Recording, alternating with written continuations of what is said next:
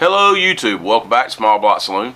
I'm Driver, and the internet says you guys are going to decide the next 10 seconds if you're going to watch this video or not. I ain't going to offer you nothing you're not going to get. It's me. I'm being real, just a common guy out here in the garage, working on cars, doing what I love, creating things with my own hands. So if that's something you think you want to watch, stick around.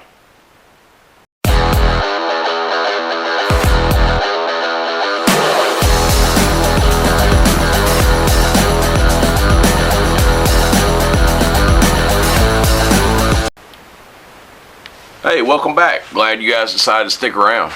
So today we're going to continue our Wasteland Weekend 2025 coverage. We're actually going to spotlight our Bulldrrs Choice Award. I'll put a snippet in of the trophy I built right here. So yeah, I built that trophy, and the thought process was I was going to find somebody that I felt like they were deserving. They had, just like me, they had took their passion for building Wasteland cars, building cars in general, and were there in Wasteland and went all in. And I want to make sure that I could do my part to give them the recognition I felt like they deserved. And so that's what we're going to do. So at this point in time, meet the zone runner. All right, so Driver here, Wasteland Weekend. I've met another builder. He's got an awesome car. We're going to learn a little bit about it. He's going to share with us what it is and how I got here. So take it away. Who are we talking to? Well, howdy. My name is Zone Runner with the Murder of Misfits tribe here at Wasteland Weekend, and I do vehicle builds for this event and other things outside of it. So cars, motorcycles, all of it. And what would you like to know? Well, I know what it is, but how about telling the audience exactly what we have here? Absolutely. So what we have here is my least and favorite thing on the planet at the same time. This is my 1979 Pontiac Firebird named Angel. This is my first car. I pulled out of a junkyard when I was 19, and it has been transformed into this over time. I was never really into cars growing up until I saw Mad Max Fury Road, and suddenly it clicked, and verbatim in my head said, oh, I get it now. They're just cool old machines, like a typewriter, and I want one, and I've never financially recovered. So yeah, I know the feeling. That's awesome. No hood, no engine, no transmission, no wheels, no tires, nothing. Pulled it out of a junkyard. The engine in it is a 283 Chevy small block V8 that was found next to a barn in the dirt with a mason jar over the carburetor. I said, well, that's pretty damn Mad Max. So it's got long tube headers on it, quadrijet intake manifold that sort of came on it at the time, and the trunk, and went through a whole bunch of different stages with that. Now it's got new headers, it's got a whole new intake system, and of course dual exhaust out the back, which is what most people do appreciate. Oh, we're going to get to that. Trust me, we're going to get to that. I also noticed Badgers driving by on another Interceptor at the time. I also noticed you got a lot of influence, what I feel like influence from the video game, which I can relate to with my build. You want to talk about that some? Or? Absolutely. And so, of course, the primary influence for this car is Fury Road, but there's also going to be a lot of inspiration from the Mad Max video game from 2015 with the Magnum Opus car. And so that's where the armor idea comes from. It's sort of where the exhaust comes from, as well as the hood scoop. That's sort of from there, as well as a car in Fury Road called Cranky Frank. And then there's also some Killjoy inspiration, so shout out to any MCR fans, as that is going to be the Spider from Danger Days. All right, so one of the details that really I like a lot is your intake setup. Mm-hmm. You went as well as kind of like the same thing I did, where as far as you didn't run out and spend all the hard-earned money on a actual blower for a Wasteland car, but it looks cool as hell. And tell us a little bit about that. Absolutely. So first and foremost, yes, it is indeed 100% fake as far as induction for the engine goes. However, it does actually duct air into my dash, and so that allows the air to pass through the tubes, through the carbs, and then in through what is actually a muffler that was from a junkyard that we turned into what looks like a supercharger in a couple of hours for the premiere of Furiosa, and this got to go ahead and sit in an IMAX theater for a couple of weeks. I love to put a 671 on it. If anyone has one for 50 bucks, that'd be great, but unfortunately most of them don't cost that, and this makes people happy to see it. I think we both would take that deal. You know, we both would gladly pay $50 for a blower. I'd pay that for a shell, for a housing. Absolutely. But I noticed the big thing for me, the first thing that jumped out first was the exhaust. Absolutely. So let's talk about that for a little bit. Talking about the exhaust. So the exhaust in this car has gone through a whole bunch of different changes throughout the years. It ran open headers for about 6 years solid, and now it's inch and 5/8 long tube headers into a 3-inch collector, through a 2 and I want to say 1/4 inch pipe, through thrust glass packs, and then it exits out to the side with a little bit of a party trick to it, where we have both short interceptor style side pipes, which has always been the plan since I got the car. And of course, for that premiere of Furiosa, we did about 30-minute build on there to go ahead and just make it a little bit spicier, as it were. Yeah. So we added the angel wing exhaust. It's crazy at Wasteland, people. It's like the Mad Max movie car just drove by. One of the dogs of war just driving by like a casual morning stroll.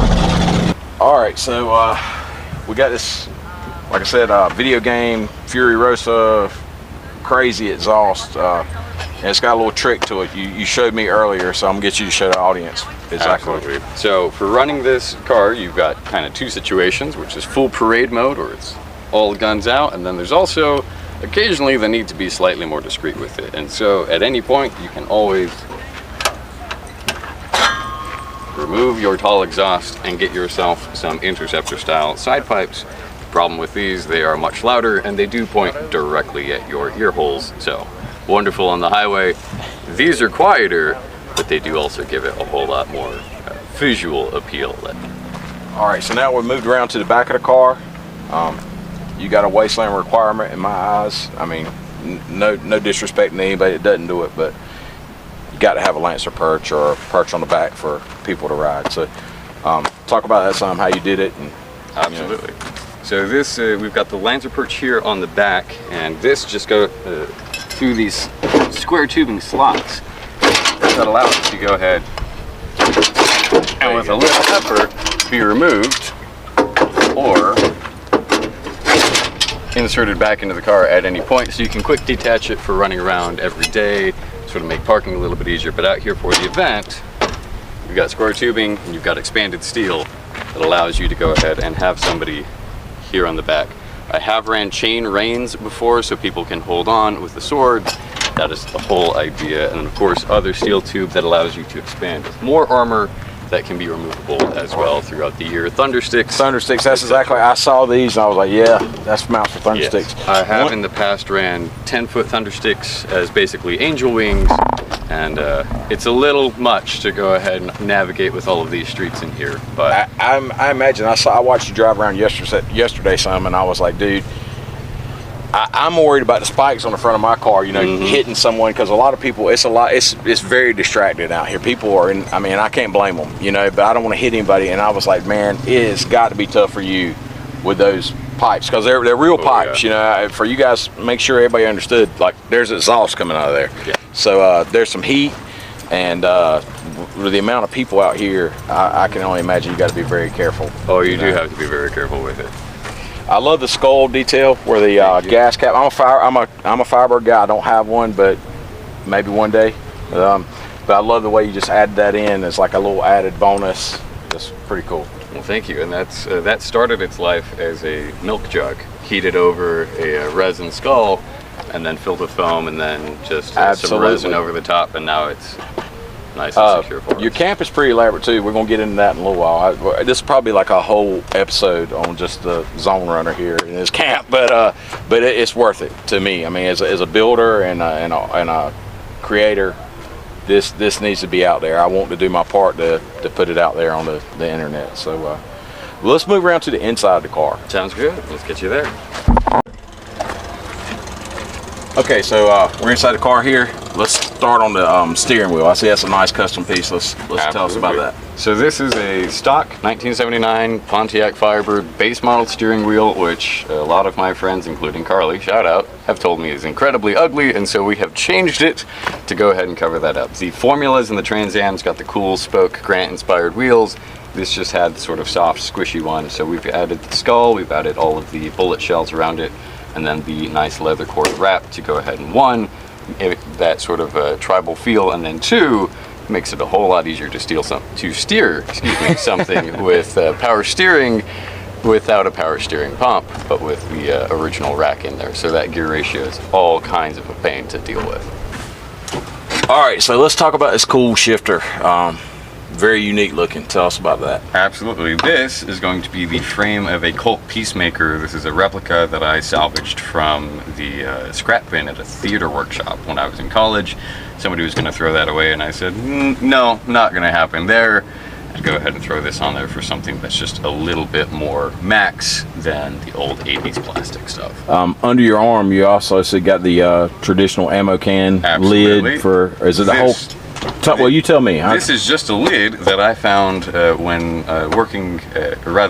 whenever I was looking around in a scrapyard for stuff to go ahead and use for Wasteland stuff. I found an ammo can lid and a whole bunch of military tent poles that we used to make our structure for the camp, and this just happened to fit perfectly over the glove box, which I did not have the top lid for, and so it was like it was meant to be. Back up a little bit because I want to get people to be able to see your seats here. This is kind of cool too.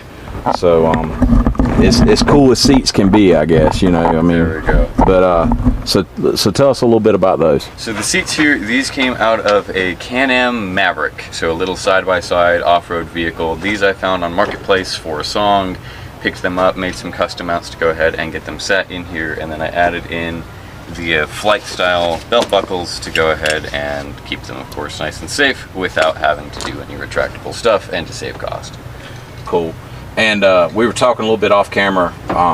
I want people to realize you drive this like it goes down the highway. Absolutely. So this is my daily driver. I take this to work every single day. If it's just too hot, I will take my motorcycle that I've been sitting on for the rest of this video. But of course, this is going to be it. For years and years, this was my only car, and I've only just recently started working on adding a more modern thing to the fleet. But this is my everyday car through Texas at highway speeds or around town in the city. I get about 21 miles a gallon on the highway with this. That's awesome. I bet you get a lot of looks. We get all the looks. It makes 10-year-olds happy, it makes 80-year-olds happy, and the real big thing for this car is the crowd that it gets are not usually car people. It appeals to the people who've never cared about an engine code or anything else in their life, and that's why I love this thing. Keeping the tall pipes on it every day is kind of a hassle for parking, but I always do it just because it makes people happy, and that's the whole dang point to me. Absolutely. You're getting many smiles per gallon. Oh, yeah. Many smiles, and they're not all mine, which is good. All right, well, you mentioned the bikes. We're going to get into those next, so let's go over there and check out those bikes. All right, let's go.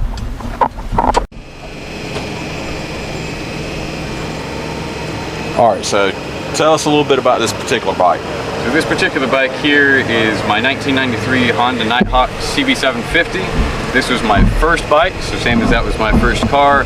This is sort of in its street trim right now. I typically add some side plates and thunder sticks to the back of this, but for this year we've kept it a little bit more under the radar in reality because I've been a little bit lazy setting up this whole camp.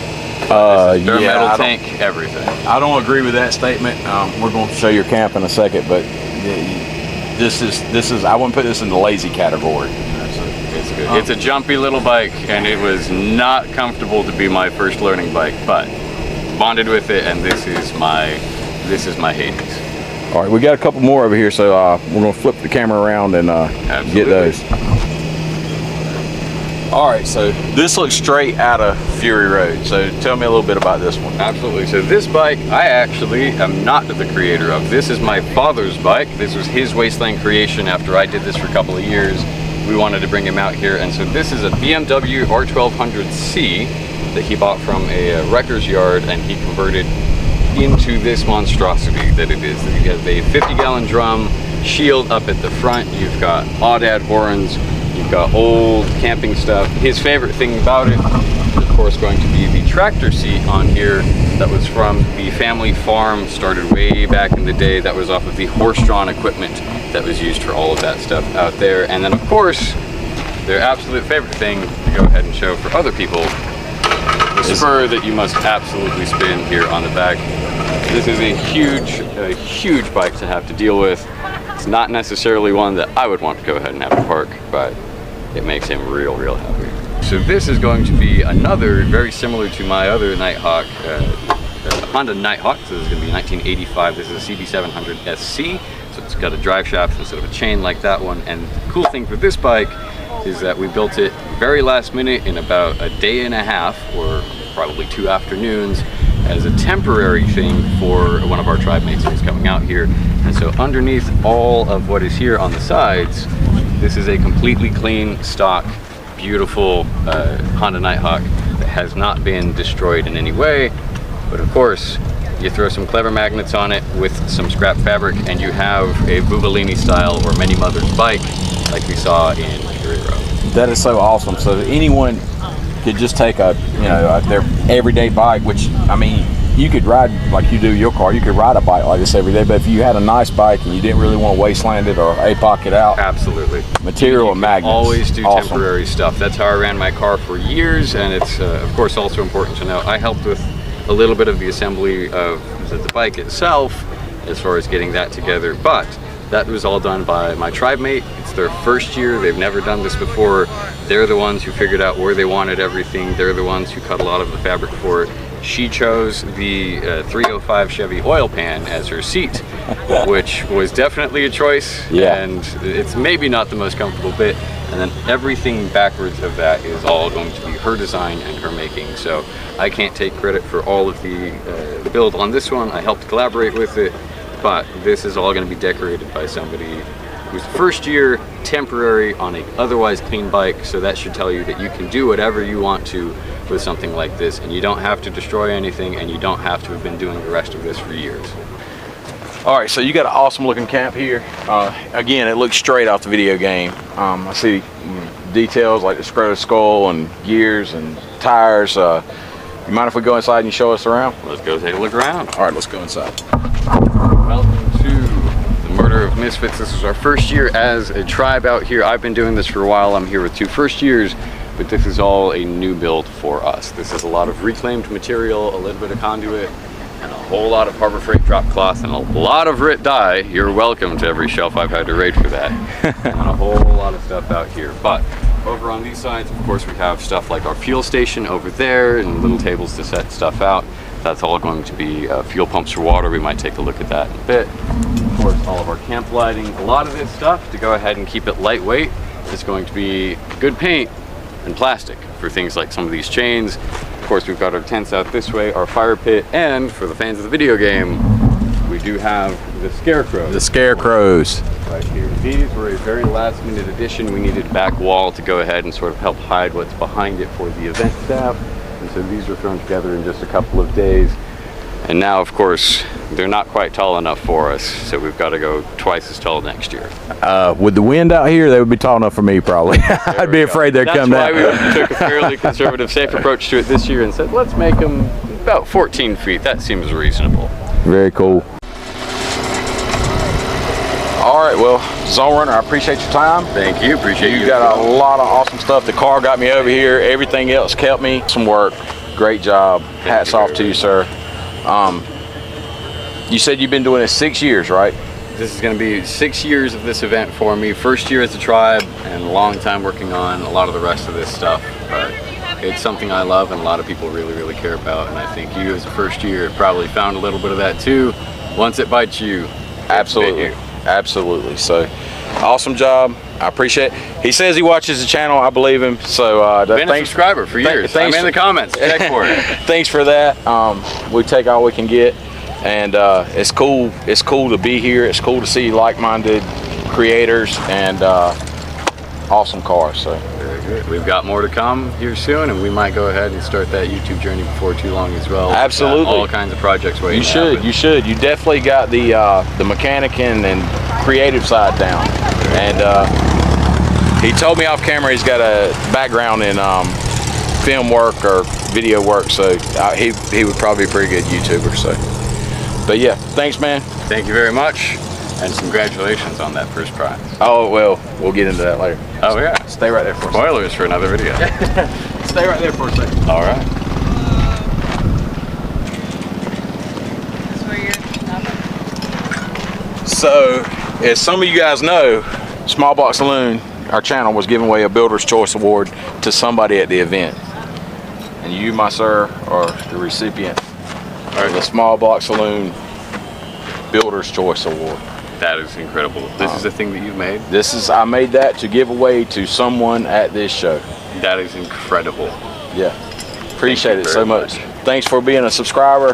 Thanks for just being here and building cool cars and sharing your creativity with us and the channel. That is absolutely awesome. Thank you. Thank all of you guys as well. And make sure you watch his videos. Awesome, man. Thanks so much. All right, YouTube, check this out. It's pretty cool. It's the only time this will ever happen. You got the Small Block Saloon Builder's Choice Award, the Black Thumbs Newcomer First Year Award, and Wasteland Weekend 2025 Best of Show Award, all on the same bumper. Of course, I'm giving away my own award, but it's cool for all three of them to be right here on the same car. That meant a lot to me. So. Well, that's pretty much it, guys. I appreciate you sticking around. If you're new here, please think about hitting that subscribe button. Really helps me out. It's a small thing to you, but it's huge for the channel.